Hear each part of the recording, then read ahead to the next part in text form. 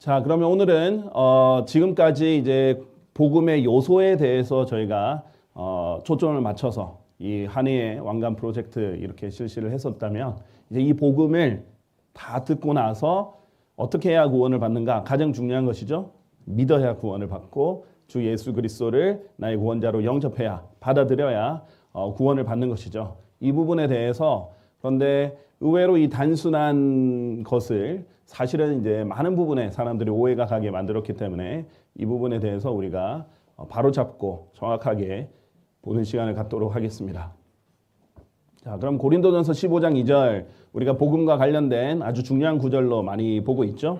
여기서 보면 너희가 헛되이 믿은 것이 아니라면 그 복음으로 너희 또한 구원받은 것이라 라고 했어요. 자, 그래서 우리가 복음을 잘 들었단 말이죠. 근데 헛되이 믿지 않고 제대로 믿기만 하면 구원받는다 라고 얘기를 하셨습니다.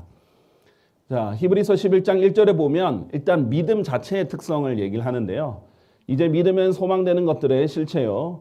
hope for 보이지 않는 것들의 증명이로다. 이제 수동태죠. 자, 소망되는 것들의 실체다. 그 다음에 보이지 않는 것들의 증명이로다 라고 했어요. 즉 믿음은요. 보이지 않는 것들을 보는 것처럼 믿는 거예요. 그래서 그것 자체가 증명이 되는 것이고 실체가 있는 것. 지금 눈에 보이지 않지만 그 자체가 실체가 되는 것이죠. 자, 그래서 믿음의 가장 큰 근거는 말씀이에요. 그래서 히브리서 4장 2절에 보면 이는 그들에게 이른 것처럼 복음이 우리에게도 선포되었으나 선포된 말씀이 그것을 들은 자들 안에서 믿음과 섞이지 못하여 그들에게 유익을 주지 않았기 때문이라 라고 했어요. 하나님의 말씀 자체에 위력이 있고 복음 자체에 믿는 모든 사람을 구원에 이르게 하는 하나님의 능력이 있는데 믿지 않아 버리면 소용이 없는 거죠. 믿지 않으면 유익이 없다라고 얘기를 했습니다. 자, 그래서 로마서 1장 17절에는 이 복음 안에 하나님의 의가 믿음에서 믿음으로 계시된다라고 얘기를 했죠. 여기 오타네요. 이해해 주시기 바랍니다. 자, 일단 이 우리 신약에서 우리 교회 시대 때 믿음에 대해서 좀 자세히 보도록 하겠습니다. 믿음은 복음을 믿는 것이다. 이것이 아주 중요한 건데요. 왜 그러냐면 이제 자주들 믿습니다. 아니면은 뭐 강단에서 믿습니까? 이렇게 얘기를 한단 말이죠. 자, 그런데 중요한 것은 무엇을 믿느냐가 중요한 거죠. 이것이 아주 중요해요. 뭐 복음을 믿어야 구원을 받는데 뭐 나를 믿으라는 건지 교회를 믿으라는 건지 사람을 믿으라는 건지 무엇을 믿으라는 건지가 명확해야 되겠죠. 자, 그래서 이제 복음을 전할 때 실제로 많이 이제 겪는 그런 부분들인데요. 뭐 예를 들면 구원 받으셨습니까? 이렇게 묻으면요. 저 믿어요. 이렇게 하시는 분들이 있어요. 아마 이제 그분들은 자기는 뭐 예수님 믿습니다. 이렇게 말을 하려는 것일 수도 있는데 목적어를 주로 빼고 얘기할 때가 있습니다. 그러면 무엇을 믿으세요? 이렇게 물어봐서 좀 구체적으로 그 사람이 정말 예수 그리스도를 자신의 구원자로 믿고 받아들였는지를 점검하는 것이 중요하겠죠. 자, 왜냐하면 무엇을 믿으세요? 했을 때 질문의 답이 각양각색이에요. 실제로 저는 하나님이 살아계신 것을 믿어요. 이렇게 얘기할 때가 있어요. 제가 구원받았어요 라고 이렇게 묻었을 때 이렇게 대답한 것은 아직 복음을 좀 정확하게 모른다라고 판단할 수 있습니다. 왜냐하면 하나님이 살아계신 것을 믿는 것 자체는 사실 무슬림도 하나님을 믿죠. 성경의 하나님은 아닐전정 창조주 하나님은 믿잖아요. 자, 그 다음에 야고보서 2장 19절도 내가 유일하신 하나님이 계심을 믿으니 내가 잘하는 것이라 마귀들도 믿고 떠느니라 라고 했죠. 하나님께서는 마귀들도 심지어 하나님이 유일한 하나님이 계시다는 것을 믿고 떤다라고 했기 때문에 이 믿음만으로 구원받는 것이 아니다라는 것을 알려주십니다. 또한 하나님께서는 예수님께서는 직접 너희가 하나님을 믿으니 나 또한 믿으라 라고 직접적인 믿음의 대상을 예수 그리스도로 제자들에게 알려주십니다. 그리고 이제 교회를 믿어요. 이렇게 하시는 분도 있어요. 진짜 의외로 그렇게 하시는 분들이 많아요. 교회를 믿어요. 아니면은 기독교를 믿습니다. 이렇게 얘기를 하는 경우가 있는데 여자여 나를 믿으라. 이런 부분을 얘기해 주실 수 있죠. 설명을 해 줄 수도 있어요. 기회가 되면 교회는 믿음의 대상이 아닙니다. 우리는 예수님을 믿어야 됩니다. 예수님이 어떤 분인지 알고 계십니까? 등등으로 이끌어 줄 수 있겠습니다. 자, 따지듯이 아니라 정말 몰라서 그분들이 그렇게 대답하는 거예요. 자기 딴에는 좋게 대답한 거라고 생각을 하는 겁니다. 그래서 친절하게 그것을 이렇게 바로잡아 줄 수 있으면 좋습니다. 자, 그리고 제가 하나님의 자녀인 것을 믿어요. 이렇게 대답하는 사람들이 있어요. 확신에 차 있죠. 그런데 그 확신의 근거가 무엇인지 물어보는 것도 참 중요합니다. 그때 이제 유용하게 쓸 수 있는 것 중에 하나가 예수님께서 직접 하신 말씀인데 너희는 너희 아비인 마귀에게 속하였다라고 하면서 그 당시에 종교 지도자들, 유대교의 종교 지도자들에게 이 말씀을 하셨다라는 것, 이것들을 보여줄 수 있겠죠. 그래서 태어날 때부터 하나님 자녀도 아니고 또 그럼 어떻게 하면 하나님의 자녀가 되셨는지 물어볼 수 있겠죠. 자, 의외로 저도 이제 소위라고 하면 그것이 진실이라는 게 아니라 일반적으로 사람들이 말하기를 이런 뜻이죠. 소위 모태신앙이었는데 20년 넘게 교회를 다녔어도 누군가 저에게 복음이 뭔가요? 라고 물으면 대답을 못했고 구원이 뭔가요? 라고 하면 대답 못했다고 전에도 잠깐 말씀드린 적이 있어요. 그래서 의외로 자기가 무엇을 믿는지 또는 어떻게 하나님의 자녀가 되는지 어떻게 구원받는지 모르는 분들이 많기 때문에 이것을 복음을 정확하게 전할 계기로 삼을 수 있습니다. 자, 그 다음에 성경을 믿어요 라고 하시는 분도 있어요. 좋은 거죠. 좋습니다. 성경을 하나님의 말씀을 믿는 것은 아주 좋습니다. 그러나 성경 66권에 있는 것을 다 믿는다고 다 믿어야 구원을 받는 것은 아니라고. 그 성경의 어떤 부분을 정확하게 믿고 구원을 받으셨는지 이 부분도 이제 물어볼 수 있겠죠. 자, 그래서 신약의 구원에서 믿음은 주 예수 그리스도를 유일한 나의 구원자로 믿고 받아들인 것이다. 아주 간략하게 요약하면은 그거죠. 그리고 당연히 복음의 내용은 들었으니까 예수님을 믿고 받아들일 때는 그 주 예수 그리스도께서 나의 죄를 대신하여 십자가에 달려 죽으시고 장사되셨다가 부활하신 것을 그 사실을 믿되 유일한 나의 구원자로 믿고 받아들이는 것이 중요하다라는 거예요. 자, 왜 그러냐면 예수님을 믿는다라는 말에 너무나 많은 허점들이 있어요. 그냥 저는 예수님 믿어요 이 말에는 제가 카톨릭도 예수님을 믿는다라고 말을 한다고 했죠. 그런데 사실 들어가면 예수님만이 나의 유일한 구원의 방법이고 구원의 길이다라고 믿는 것이 아니라 사실 행위들을 의지하고 있다라고 말씀을 드렸어요. 그리고 예수님을 다양한 표현으로 사람들도 믿습니다. 심지어 세상 사람들도 4대 성인 중에 하나고 그냥 인생의 멘토로 삼는 사람도 있고요. 그러나 예를 들면은 요즘 인생 철학 또는 인생에서 옛 사람들에게서 배우자 이렇게 하면서 제갈량을 멘토로 삼는 사람도 있고 조조를 멘토로 삼는 사람도 있는데 그런 정도로 받아들이는 사람도 있고 아니면 종교의 창시자로 받아들이는 사람도 있고 개혁가로 받아들이는 사람, 해방신학 해가지고 민족을 해방시키기 위해서 오신 분으로 믿는 사람도 있어요. 근데 그게 아니라 예수님을 나의 유일한 구원자로 믿어야 된다라는 것이 중요하죠.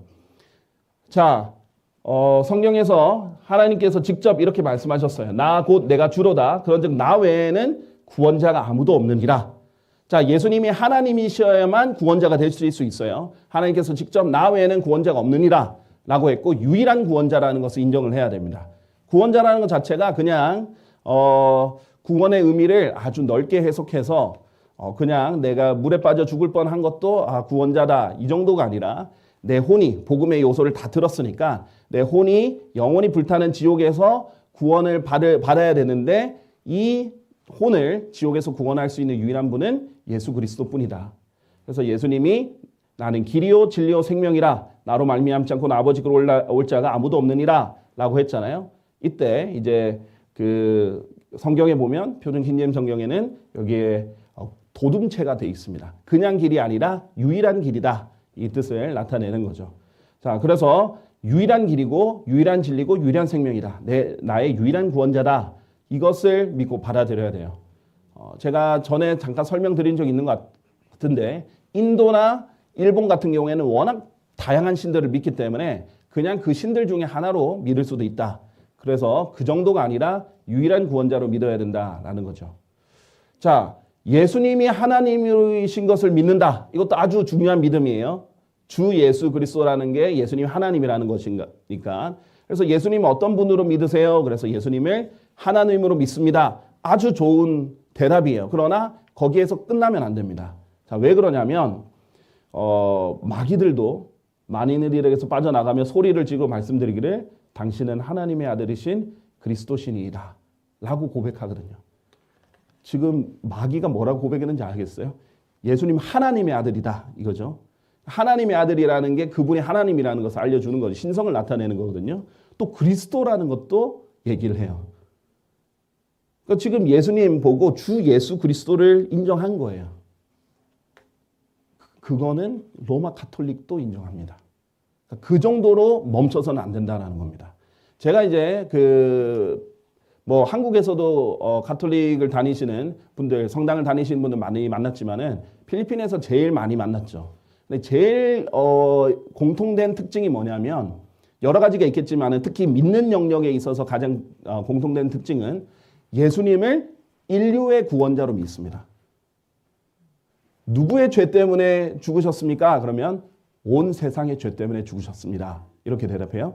예수님이 누구십니까? 온 인류의 구원자입니다. 라고 합니다. 네, 맞아요.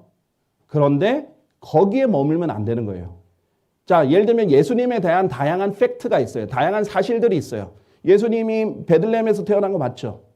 예수님이 유대인의 왕도 맞아요. 그런데 제가 예수님을 유대인의 왕으로 믿어서 구원받는 건 아니에요. 내가 예수님이 베들레헴에서 태어났다는 걸 믿는다고 구원받는 게 아니에요. 예수님은 온 인류의 구원자도 맞아요. 예수님의 온 인류의 세상의 죄를 위해서 죽으신 것도 맞아요. 그러나 내가 구원받으려면 나의 죄를 위해서 죽으시고 나의 구원자라는 것을 믿어야 됩니다. 이것이 아주 중요한 포인트예요. 그래서 여기에서 이 많은 개신교도들도 플러스 가톨릭들도 그냥 여기서 속고 넘어가요. 그냥 예수님은 위대한 분이시다 정도로 넘어가 버리게 되는 겁니다. 개인의 구원자로 믿지 않았기 때문이에요. 그래서 미국에서는 영어권에서는 이 복음을 전할 때 일부러 강조하기 위해서 personal savior 이걸 좀 강조할 때가 있어요. 개인의 구원자로 믿어야 됩니다. 이것을 강조할 때가 있어요. 자, personal savior이란 말 자체가 성경에 나오는 건 아닌데 이 개념이 워낙 중요하다 보니까 복을 전할 때 자기 개인의 구원자로 나를 구원하실 분으로 믿어야 됩니다. 내가 지옥에 가는데 나를 구원해 주실 분입니다. 이것을 믿어야 되는 걸 이제 강조를 하죠. 그래서 내 반석의 하나님 그분을 내가 신뢰하겠노라. 이거는 직접 구원과 관련된 건 아닌데 하나님을 신뢰한다는 건 이런 것이다라는 걸 보여줄 수 있는 건데요. 그분을 내가 신뢰하겠노라. 그분은 나의 방패시요 나의 구원의 뿌리시요 나의 높은 망대시요 나의 피난처시요 나의 구원자시라. 당신께서는 폭력에서 나를 구원하시나이다 라고 나한테 실질적으로 구원자이시다. 이것이 인정되는 것이 참 중요한 겁니다. 자, 좀 더 신약으로 와서 보면 도마가 예수님 부활한 것을 믿지 않았잖아요. 그렇죠? 의심했어요. 도마는 사실 예수님을 메시아라고 믿었던 사람이에요. 그런데 제자로서 따랐던 사람이에요. 근데 예수님 부활을 의심했어요. 믿지 않았죠? 그래서 그가 그들에게 말하기를 내가 그분의 두 손에 있는 못자국을 보고 나의 손가락을 못자국에 넣으면 나의 손을 그분의 옆구리 속에 찔러 넣지 않고는 내가 믿지 않겠노라. 이렇게 얘기를 했어요. 그러니까 예수님께서 나중에 등장하시면서 여기에 너의 손가락을 앞으로 내밀고 나의 두 손을 보라. 그리고 여기에 너의 손을 앞으로 내밀어 그것을 나의 옆구리 속에 찔러 넣어라. 그리하여 믿음 없는 자가 되지 말고 오직 믿는 자가 되라. 그랬더니 도마가 뭐라고 고백합니까? 나의 주 곧 나의 하나님이여 라고 고백합니다. 나의 주님이신 것. 그런데 특히 구원과 관련해서는 나의 하나님인 것. 내가 신뢰할 수 있는 바로 나의 운명을 걸 수 있는 바로 그분이다 라고 개인적으로 믿는 것이 아주 중요하다는 것을 보여주는 일면입니다. 자, 이 신약 구원에서의 믿음은 거룩한 삶의 시작점에 있으며 행위와 철저히 구분된다. 자, 이 부분이 이제 실질적으로 중요한 건데요. 구원은 믿음의 시작입니다. 그리고 믿음은 새로운 삶의 시작입니다. 자, 그리고 구원은 믿음의 삶의 생활의 시작이에요. 그런데 마치 구원을 믿음의 삶을 잘 살아야 받는 것으로 여기면 안 된다라는 거예요. 이제 시작하는데 시작을 해야 다시 태어나야 거듭나야 그래 구원 받아야 이제 성장을 하고 그 다음에 제대로 살아갈 수 있고 승리할 수 있는데 변화할 수 있고 변화를 조건으로 건다든지 그 다음에 경건한 삶을 조건으로 넣으면 안 된다는 거죠. 자, 이제 자주 이제 주재권 구원론자 제가 전에 언급한 적이 있는데 좀 다른 관점으로 설명을 드리겠습니다. 이 주재권 구원론자들이 세대주의자가 아니기 때문에 안 나눠보면서 생기는 문제가 있어요. 그리고 세대주의자 안에서도 수정 세대주의자가 있습니다. 뭐냐면 언약신학이랑 타협을 한 거예요. 원래 고전적 세대주의자가 아니라 이게 뭐 스코필드, 라킨, 뭐 다 고전적 세대주의자 원래 그대로 나눠 보는 거죠. 나중에 수정 세대주의자라고 현대에 생깁니다. 뭐라고 수정 세대주의를 받아들이냐면 언약신학자랑 짬뽕을 해서 타협을 했어요. 아 그래 원래 세대주의는 뭐냐면 하나님께서 각 시대별로 또 각 대상에 맞게 하나님의 운영 방침이 다르다. 그 중에 다른 것 중에 하나가 뭐냐면 하나님께서 구원하는 방식이 다르다는 거예요. 그런데 뭐 예를 들면은 노아가 어떻게 구원받아요? 방주를 지어야 돼요. 방주 안 지으면은 홍수의 심판에 그냥 죽는 겁니다.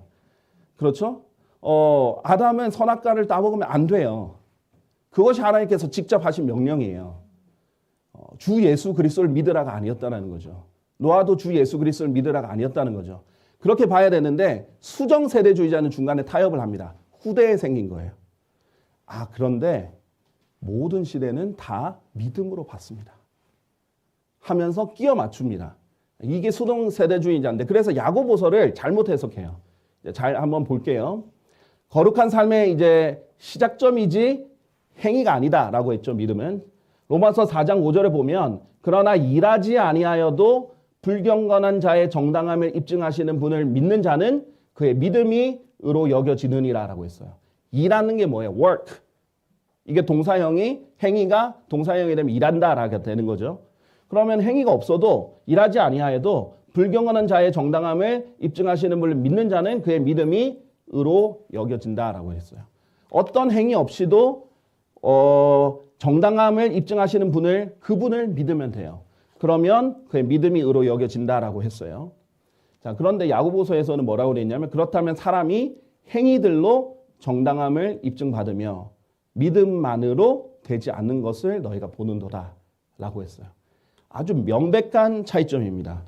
명백한 차이점이죠. 자, 여기서 뭐냐면 여기는 행위 없이 정당함을 입증받는다. 갈라디아서도 그래요. 은혜로 오직 은혜로 행위 없이 정당함을 입증받는다라고 로마서 갈라디아서 강조한다면 야고보서는 믿음만으로는 정당함을 입증 못 받는다. 행위들로 정당함을 입증받아야 된다라고 말을 하는 겁니다. 근데 이것을 섞으려고 하는 시도가 칼빈주의자들에게 이루어져요. 메가더라든지 존 파이퍼라든지 그러면서 주재권 구원이 생기는데 뭐가 어떻게 되냐면 그런데 행함이 있는 믿음이 있어야 된다. 라고 믿음의 행함을 넣어버려요. 자, 이 부분이 굉장히 큰 부분이죠. 자, 로마서 11장 6절에 보면 분명히 이렇게 말해요.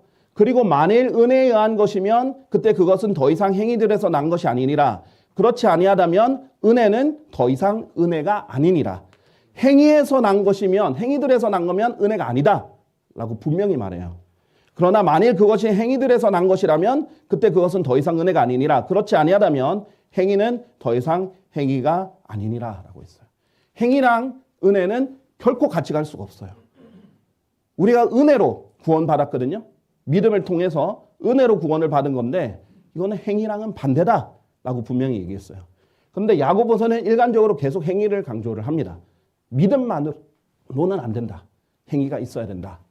자, 야고보서 2장 26절 이렇게 분명히 말하죠. 이는 영이 없는 몸이 죽은 것 같이 그렇게 행위들이 없는 믿음도 죽은 것이기 때문이라. 자, 이 구절을 이렇게 말합니다. 그런데 진짜 믿음은 제대로 된 믿음은 행위가 있어야 되는 믿음이다. 라고 하면서 주재권 구원에서 뭐라고 말을 하나요? 정말로 예수님을 주님으로 주재권이죠. 주인으로 인정해서 사는 삶이 있어야 그것이 진정한 믿음이라는 것을 알 수 있다. 행위 요소를 경건한 삶을 여기다 넣어버리는 거예요. 경건한 삶은 믿음 이후에 우리가 이뤄 나가야 되는 거예요. 근데 구원도 안 받은 사람에게 이 경건한 삶을 살아야 제대로 된 믿음이라는 것을 말하는 거예요. 아니요. 야고보서는 대상이 다릅니다. 야고보서 여러분 1장 1절에 뭐라고 적혀 있는지 알죠? 12지파에게 적었다라고 되어 있어요. 교회에게 적었다로 말하지 않습니다. 자, 우리가 성경 해석학에서 이제 가장 중요한 것 중에 하나가 뭐냐면 누가 누구에게 기록했느냐예요. 바울은 누구예요? 이방인들의 사도고 또 은혜의 복음을 맡은 자예요. 이스라엘의 사도들인 12사도들은 이방인의 사도인 바울이 은혜의 복음을 알려주기 전까지는 몰랐어요. 자, 그런데 야고보는 누구예요? 이제 12사도 중에 한 명인 요한의 형제 야고보죠. 이 사람들은 할례자들의 사도다. 유대인들의 사도예요. 이 사람들은 유대인들의 관점으로 씁니다. 심지어 이 사도 야고보는 사도행전 12장에 죽죠. 바울이 바울 서신 쓰기도 전에 죽어요. 바울 서신에 되는 것을 모르고 유대인들 관점으로 쓴 겁니다. 유대인들은 구약에서도 일관적으로 계속 행위가 필요하다는 것, 율법 행위가 필요하다는 걸 계속 강조를 하는 종족이에요. 자, 그런데 로마서 3장 27절 뭐라고 하냐면 그렇다면 자랑할 때가 어디 있느냐? 자랑이 전혀 허용되지 아니하느니라. 무슨 법에 의해서냐? 행위들의 법에 의해서냐? 아니니라. 오직 믿음의 법에 의해서니라. 행위와 믿음도 구분을 시킵니다. 근데 여기는 행위와 믿음을 합쳐버리죠. 자, 이것이 대상이 달라서 그런 겁니다. 누가 누구에게가 완전히 다른 거죠. 이방인의 사도가 교회에게 쓴 거랑 그 다음에 할례자들의 사도, 유대인들의 사도가 유대인들에게 쓴 거는 내용이 달라야 돼요. 교리가 달라집니다. 자, 그래서 로마서의 구원은 이제 행위로 아직 입증되지 않은 마음에서의 믿음. 자, 그 다음에 구원받은 후 상속은 이제 별개예요. 쉽게 말할게요. 그냥 주 예수 그리스도를 순수하게 나의 구원자로, 유일한 구원자로 믿으면 돼요. 나중에 행위로 입증해라 이런 게 아니에요. 이제 구원 받았으니까 선한 행위들을 하라 이거예요. 그리고 나중에 보상으로서의 상속은 별개입니다. 그 다음에 제자의 삶을 살으라 이거예요. 자, 그 다음에 야고보서의 구원은 끝까지 견뎌라. 그리고 행위로 입증해라 믿음을. 그 믿음만이 구원을 받을 수 있다. 그리고 구원과 상속을 동시에 받습니다. 자, 이런 부분들이 일반 서신서와 바울 서신서의 특징이에요. 자, 킹제임스 성경이 굉장히 이제 잘 나눠져 있는 게 뭔지 아십니까? 바울 서신과 일반 서신을 나눈 거예요. 우리의 교리는 바울 서신서지 일반 서신서가 아닙니다. 일반 서신서에는 히브리서도 야고보서도 베드로전후서, 요한 1, 2, 3서, 유다서 다 들어가 있잖아요. 왜 일반 서신이냐? 기록 대상이 교회만이 아니에요. 일반적으로 다 포함되어 있습니다. 그런데 그 서신서마다 특징이 있는데 기본적으로 유대인들에게 기록되어 있습니다. 이런 부분은 이제 각 책마다 좀 구분을 해야 될 부분이고요. 자, 그래서 로마서 4장 4절에 이제 일하는 자에게 삭은 은혜로 간주되지 아니하고 다만 빚으로 간주되느니라. 내가 행위를 해서 얻은 구원은 은혜가 아니에요. 내가 당연히 얻어야 되는 거예요. 그건 오래 안 주면 빚입니다. 자, 11장 6절 제가 인용을 했죠. 은혜에 의한 것이다. 행위들이 난 것이 아니다. 라고 분명히 얘기를 하죠. 그래서 에베소서 2장 8, 9절은 이는 너희가 은혜로 구원받은 것은 믿음을 통한 것이기 때문이니 이는 너희 자신에게서 난 것이 아니요 그것은 하나님의 선물이라 행위에서 난 것이 아니다. 라고 되어 있어요. 우리의 믿음은 선물입니다. 하나님이 주신 거예요. 그런데 유대인들에게 요구되는 믿음은 자기 믿음에 자기 의에 자기가 행위로 얻는 믿음이에요. 그래서 자기 믿음이라고 해요. 자, 그런 특징이 있죠. 오늘 이거 모든 것을 이제 다룰 수는 없지만 중요한 것은 기록 대상과 대상에 따라 달라야 된다라는 겁니다. 자, 그 다음에 신약 구원에서의 믿음은 자유의지로 받아들이는 것이다 라는 거예요. 요한복음 1장 12절에 보면 그러나 그분께서 그분을 받아들인 자들에게 다 하나님의 아들들이 되는 권능을 주셨으니 곧 그분의 이름을 믿는 자들에게니라 라고 했어요. 자, 예수님을 믿는다는 건 뭐냐면 아까도 말했지만 그냥 존재한다고 믿는 게 아니라 위대한 분으로 믿는 것이 아니라 그냥 인류의 구원자 정도로 믿는 게 아니라 나의 개인의 구원자로 받아들여야 되는 거예요. 내가 받아들여야 돼요. 자, 그렇게 받아들이면 그러면 자유의지가 필요한 거예요. 믿는 건 내가 믿는 거예요. 그러나 그걸 믿을 수 있는 믿음은 선물로 주신 거예요. 그러니까 하나님의 선물과 내 믿음이 같이 작용을 해야 되는 겁니다. 자, 그래서 이 자유의지로 받아들이는 것이 아주 중요하다. 직접 자기가 예수님을 믿고 받아들여야 된다라는 것이에요. 자, 복음을 전하다 보면 일반 기독교를 다시는 분들이 구원을 어떻게 받으셨습니까? 라고 물어보면 기도하면서 뜨거운 눈물이 나는 체험을 했습니다. 또는 꿈에서 예수님이 나왔습니다. 저는 환상을 봤습니다. 저는 선택받은 자입니다. 이게 다 수동적인 체험들이나 수동적인 표현들을 해요. 이 부분은 구원받지 않았다는 겁니다. 그게 구원의 근거면 절대 구원받지 않은 거예요. 얼마나 마귀가 교묘하죠? 교회도 다니고 예수님 부르고 찬송가 부르고 성경도 읽고 하는데 구원 못 받고 지옥에 가는 사람들이 생긴다는 거예요. 제일 큰 책임은 뭐예요? 그 교회 다니는 교회 목회자의 책임입니다.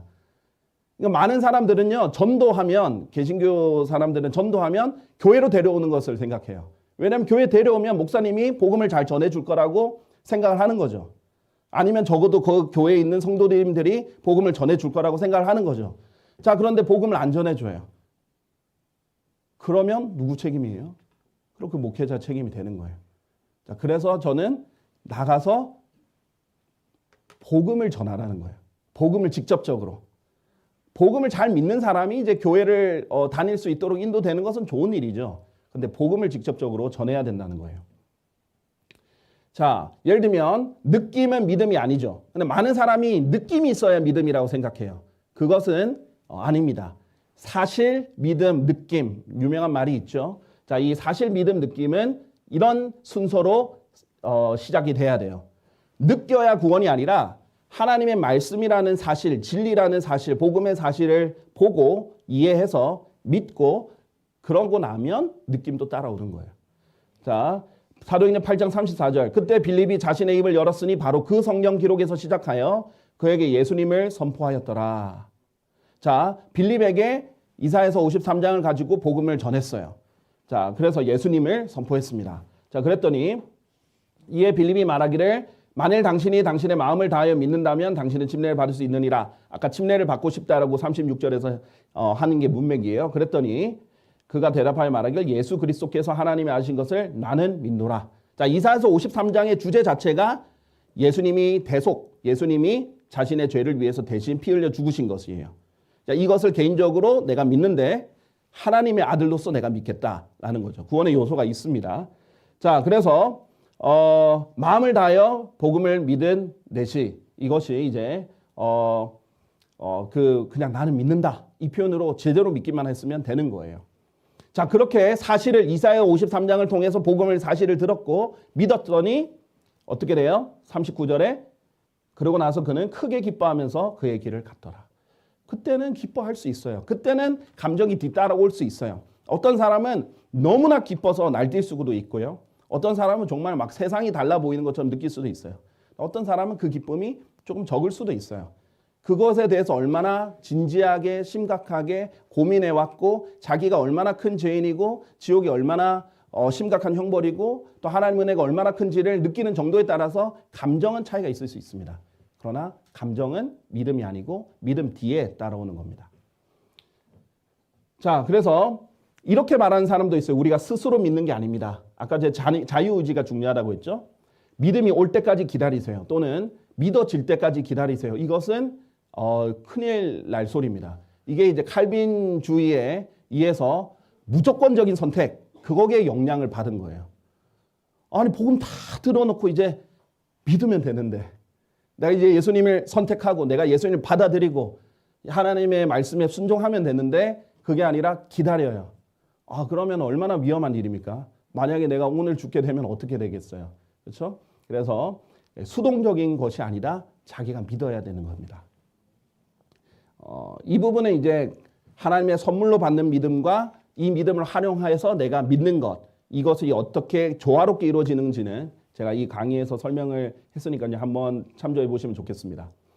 자, 믿음은 하나님께서 이미 주신 것이고요. 구원받을 수 있도록 복음을 들으면 믿음은 온다.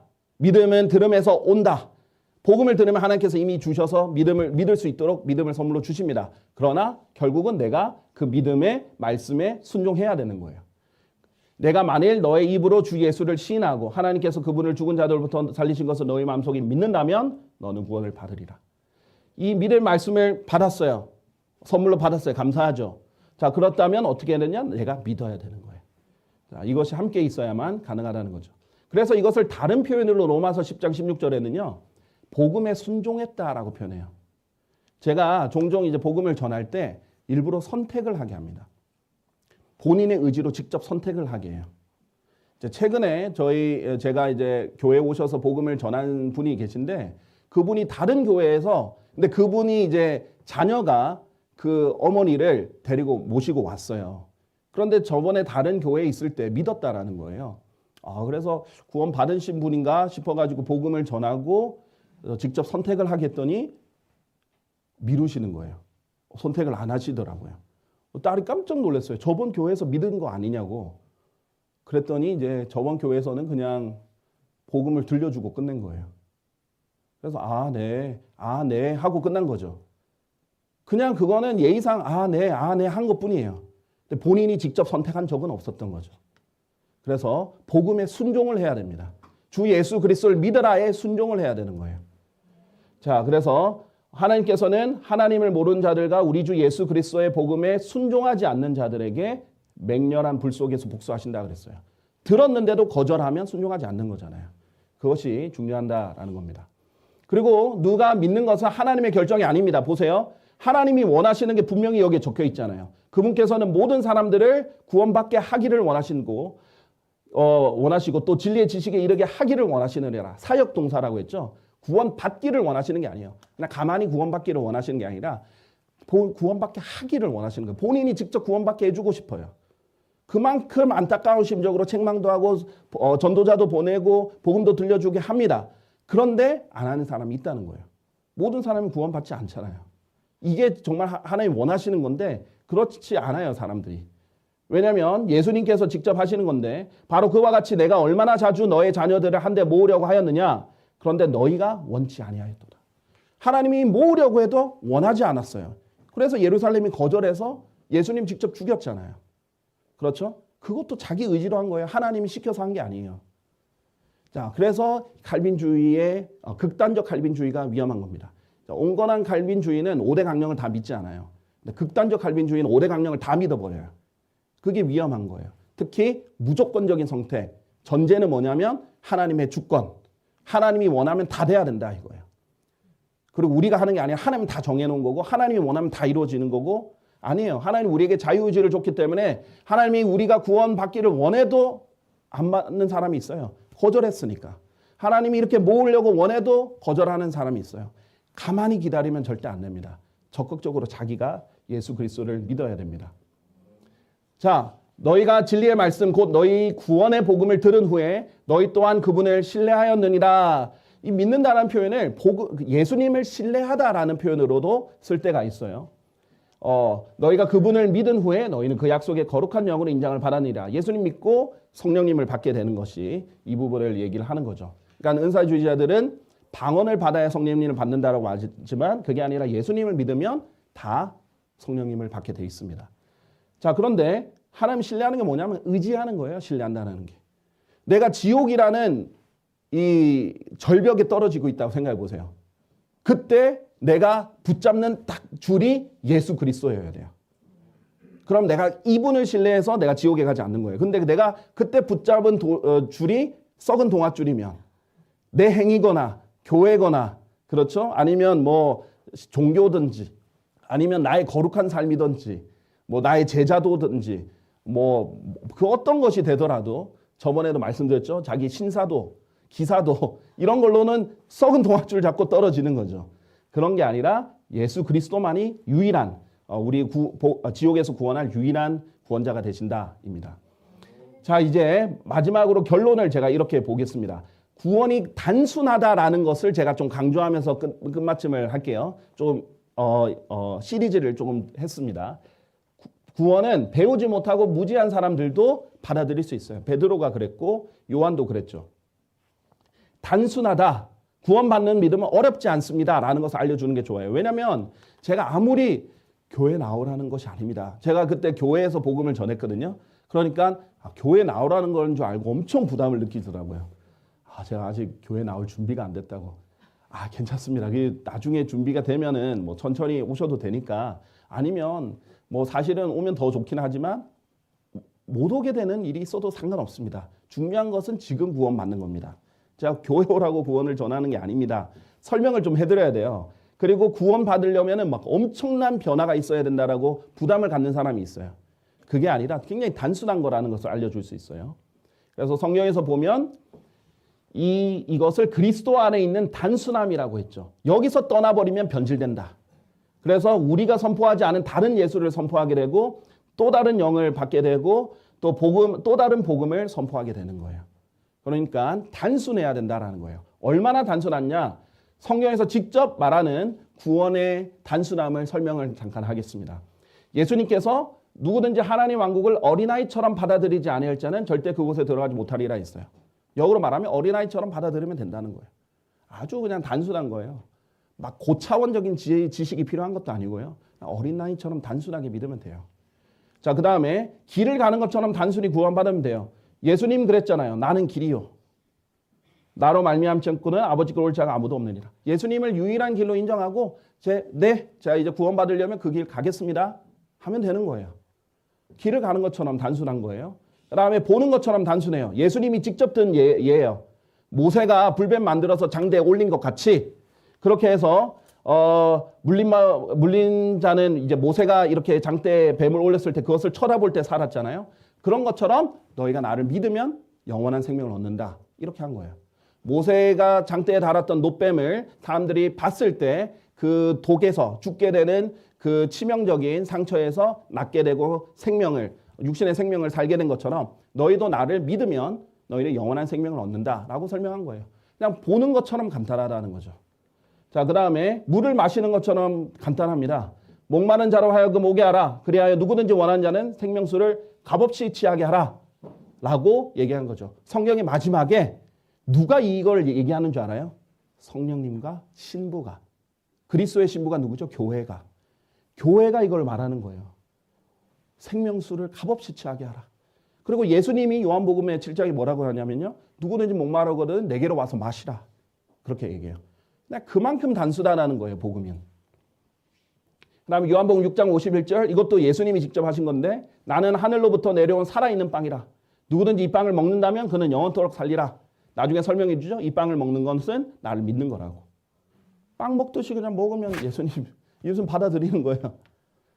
내 의지로 먹으면 내 안에 들어오잖아요. 예수님 그렇게 받아들이면 돼요. 자, 그 다음에 우리를 사랑하시어 자기 자신의 피로 우리를 죄들에서 우리를 씻기신 그분께. 자, 우리의 죄들을 예수님의 피로 씻는다라고 표현을 하잖아요. 자, 그러면 씻는 것처럼 그냥 간단하게 구원받으면 됩니다. 샤워보다 더 간단합니다. 자, 손 씻는 것처럼. 자, 그 다음에 열왕기하 5장 14절에 보면 이것을 거부했던 사람이 있죠. 나아만 장군. 엘리사가 그냥 요르단 강에 가서 씻으라. 그렇게 했더니 뭘 이렇게 간단한 걸 하냐. 그랬더니 종이 만류를 하죠. 나아만 장군에게. 나의 아버지여 만일 그 예언자가 당신께 어떤 대단한 것을 하라고 분부하였다면 당신께서는 그것을 하려고 하지 아니하셨겠나이까. 그렇다면 하물며 그가 당신께 말하기를 씻어서 정결해지라 하는 때는 얼마나 더 하겠나이까. 그래서 나만이 생각해보니까 그래 손해볼 건 없겠는데 하고 그냥 그 말대로 들어갔더니 나간 거죠. 아주 그냥 간단한 겁니다. 사람들은 너무 어렵게 생각하는 거예요. 자, 그 다음에 예수님께서도 이 나병에 가득한 이 남자를 이렇게 말씀하십니다. 내가 원하노니 너는 정결해지라 하셨느니라. 그러자 즉시 나병이 그에서 떠났더라. 신약 성경의 사복음서에서 이 병든 자가 낫게 되는 것은 영적으로 병든 자가 구원받게 되는 것을 이제 표현하는 예표가 되는 거죠. 그만큼 쉽게 구원받는다라는 겁니다. 자, 그 다음에 초대에 응하는 것처럼 구원받을 수 있습니다. 예수님께서 수고하고 무거운 짐 지어진 너희들아 다 내게로 오라. 그리하면 내가 너에게 쉼을 주리라 라고 했죠. 우리가 직접 진 짐뿐만 아니라 여러 가지에 의해서 마귀에 의해서 종교에 의해서 짊어진 짐 하나님께 다 짊어지어진 그 짐들 다 가지고 오면 하나님께서 쉼을 준다. 초청에 응하는 것처럼 간단하다는 거예요. 보라 내가 문 앞에 서서 두드리노라. 누구든 나의 음성을 듣고 문을 열면 나는 그에게로 들어갈 것이요 그와 함께 만찬을 먹고 그도 나와 함께 만찬을 먹으리라. 예수님이 마음의 문을 두드리고 있으니까 네 하고 예수님 초청하면 되는 겁니다. 문을 여는 것처럼 쉽게 구원을 받을 수 있습니다. 또 돈을 인출하는 것처럼 구원받으면 됩니다. 왜냐하면 이는 죄의 대가는 사망이요라고 했잖아요. 이 죄의 대가를 하나님께서 다 지불해 주셨어요. 다 지불해 주신 것이 있습니다. 자, 그래서 반면에 하나님 선물은 우리 주 예수 그리스도를 통한 영생이기 때문이라. 자, 그래서 이미 영생을 다 값을 지불하고 주셨어요. 이제 그것을 찾아오기만 하면 돼요. 그것을 받기만 하면 되는 겁니다. 그만큼 쉽다는 거죠. 자, 그래서 로마서 5장 15절. 그러나 그 범죄와 같지는 아니하나 그 값없는 선물 또한 그러하도다. 이는 하나님의 은혜와 한 사람 예수 그리스도로 인한 은혜로 말미암은 선물은 많은 이들에게 더욱더 넘쳤기 때문이라. 선물 받듯이 구원받을 수 있다는 거예요. 자, 결국 결론적으로 이겁니다. 주 예수 그리스도를 믿으라. 그래야면 너는 구원을 받을 것이요 너희 집도 그러하리라. 여기에 뭘 더 첨가할 게 없어요. 그런데 진짜 믿는 것은 행위가 필요하다. 그런데 진짜 믿는 것은 예수님을 주인으로 믿는 제자도의 삶이 필요하다. 이런 것을 절대 넣을 필요가 없어요. 그냥 믿으면 되는 겁니다. 네, 자 그러면 오늘 여기까지 하겠습니다. 수고하셨습니다.